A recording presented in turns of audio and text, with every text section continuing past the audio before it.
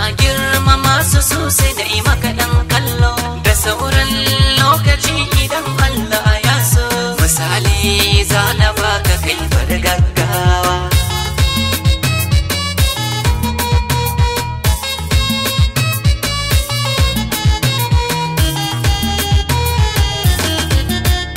Mai dakon duniya ba za a ce masa gwarzo ba, in ya kasa bai kamata a kira shi rago ba.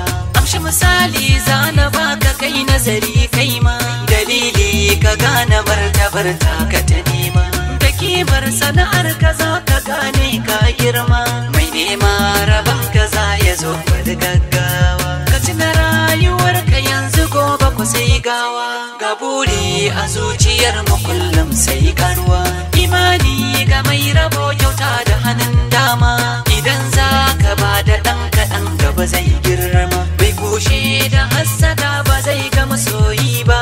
Idan za ka ba shi ma ba za ya ki karɓa ba, cibi idan ka ba shi ka ta bai ki ya komo ba. In ka samu arziki ba za ya ji daɗi ba, in ka rasa ba za ya zo ya yo maka jaje ba. Ni Adam na zaga duniya na yo suna, tunda na samu ɗaukaka ake son kallona, da na fito masoya su kama na gabar zona. Ɗan yara suna tere baitin wake na, da na shiga taro mata maza na kallona. A gidan tuni sun ka canja min sunana, Alhaji za su kira na an sa kaye sunana.